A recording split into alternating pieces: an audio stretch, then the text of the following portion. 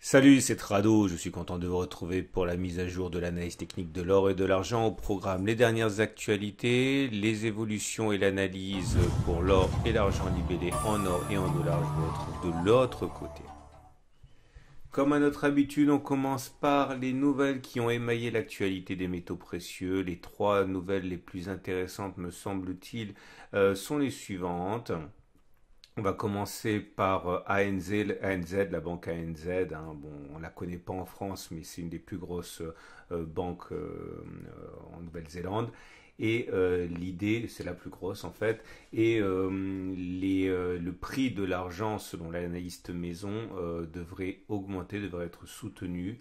Élément très important, mine de rien, Amazon Pay, l'équivalent de Apple Pay, donc le bras armé du commerce dématérialisé, du paiement dématérialisé d'Amazon, annonce la possibilité maintenant pour les clients d'investir dans de l'or digital. Ça risque d'avoir son influence, parce qu'on peut entrer avec des mises très minimalistes. Alors bien sûr, ce n'est pas du vrai or, mais cela contribue à mettre en place un climat quand même extrêmement favorable pour l'investissement en or et en argent. Et j'ai envie de terminer avec la dernière nouvelle qui sera l'occasion pour moi de, une fois de plus, de mettre un bulletin d'alerte. Jefferies, donc la banque que tout le monde connaît, par le biais de son spécialiste marché, annonce l'or possiblement à 5 500 $. Et là, évidemment, je ne peux m'empêcher une fois de plus d'alerter sur ce genre d'annonce très racoleuse, disons-le. C'est la surenchère entre les grandes banques pour voir l'or à 2200, entre 2500, 3000. C'est la première fois que je vois une grande banque comme Jefferies annoncer l'or à 5 500 $.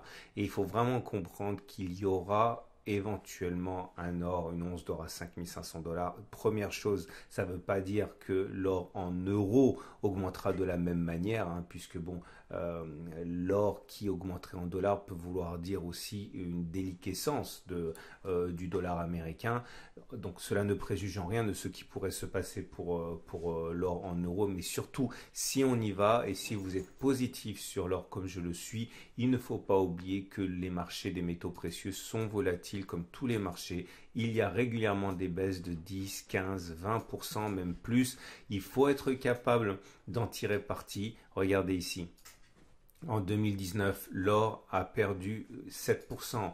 En 2020, l'or a perdu 16%. Que dire encore? Regardez ces corrections très fortes qu'il y a sur l'or, régulièrement 10% de perdu. Voilà, si vous achetez d'un seul coup, vous allez forcément vivre des périodes, voilà, 13% encore, régulièrement, plusieurs fois par an même. On perd 5, 10, 15, 20% et il faut être capable de tirer parti de ces corrections pour investir de manière rationnelle. Donc, une fois de plus, n'investissez pas en une fois. Je ne vous donne pas de conseils, mais je vous dis simplement que j'investis dans l'or depuis les années 2000 et j'investis encore et c'est des petites quantités après petites quantités régulièrement pour tirer parti des corrections et ne pas être prise à la gorge dès que vous verrez l'or ou l'argent perdre une certaine proportion de leur valeur et ce qui va arriver forcément avant d'éventuellement repartir sur des niveaux plus hauts. Il faut le savoir. Donc on continue avec l'or libellé en euros et la tendance de fond elle est haussière. Nous sommes au-dessus de la moyenne mobile à 50 jours qui monte. Par contre la tendance de plus court terme donnée par la moyenne mobile à 20 jours est neutre, vous le voyez. On est en dessous de la moyenne mobile à 20, période qui monte, donc on est en tendance neutre au regard de cette moyenne mobile de plus court terme. Néanmoins, les supports jouent leur rôle pour l'instant. Le support majeur des 1533, 1614, mais aussi 1600, 1605, c'était un peu plus tôt dans le mois, jouent leur rôle de trampoline. Donc on rebondit systématiquement. Ce sont des zones d'accumulation rationnelle pour moi. Est-ce que cela va tenir? Je n'en sais rien. Est-ce qu'on pourrait envisager d'aller chercher par exemple les 1479, un autre support? Peut-être, pourquoi pas, on n'en sait rien. Tout ce qu'on sait, c'est que à titre personnel, je suis équipé pour pouvoir profiter des soldes si les cours baissent et l'impératif, la condition sine qua non pour le faire, c'est de ne pas investir en une seule fois, mais de programmer les achats régulièrement chaque fois qu'il y a des consolidations importantes. On passe à l'or, mais cette fois-ci libellé en dollars avec une tendance qui est également toujours haussière puisque nous sommes au-dessus de la moyenne mobile à 50 périodes qui monte, donc tendance de fond haussière, mais là aussi on est en dessous de la M20 qui monte, donc tendance neutre à plus court terme.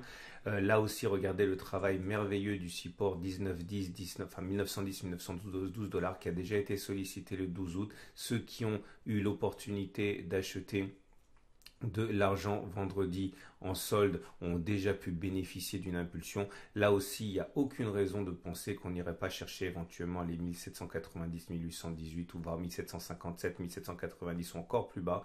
Tout ce que je sais, c'est qu'en tant que trader en dollars, je serai capable d'en profiter si on y va. On regarde ce qui se passe sur mon partenaire au coffre.com. Et si vous décidez d'acheter de l'or au gramme, eh bien vous pouvez actuellement vous procurer 1 gramme d'or comme partie d'un lot plus important au prix de 62,90 euros.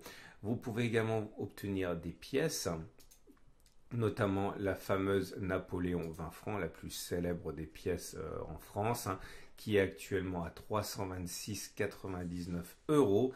Et pour les budgets les plus importants, vous pouvez actuellement vous procurer de l'or par once, donc une once d'or, une quantité significative, au prix de 1784 euros. On passe à l'argent.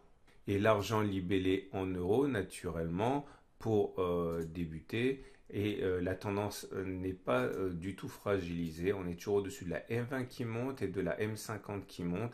Aucune raison de penser pour l'instant que les jeux soient faits. Pourquoi pas ne pas envisager un retour sur le support des 21, 19, 10 comme il s'est produit encore le 12 ou le 13 août. Certains en ont déjà profité. On ne sait pas à quel moment on va repartir de l'avant. En tout cas, pour l'instant, la tendance elle est extrêmement haussière. On n'est pas sur une zone d'accumulation rationnelle puisque on n'est pas revenu sur le support majeur pour l'instant. On l'a fait plutôt dans le mois. Et on termine avec l'argent mais libellé en dollars pour un constat équivalent, une forme étincelante pour l'argent par rapport à l'or, avec des cours au-dessus de la M20, au-dessus de la M50. On n'est pas sur une zone d'accumulation rationnelle. La zone d'accumulation rationnelle pour moi est le retour sur 22,3, 23,3 et accélération haussière envisageable seulement si on arrive à passer l'obstacle des 29,8. Que se passe-t-il chez mon partenaire au coffre.com? Eh bien, vous pouvez vous procurer de l'argent par once et l'once de Vera Silver est actuellement disponible au prix de 29,70 euros.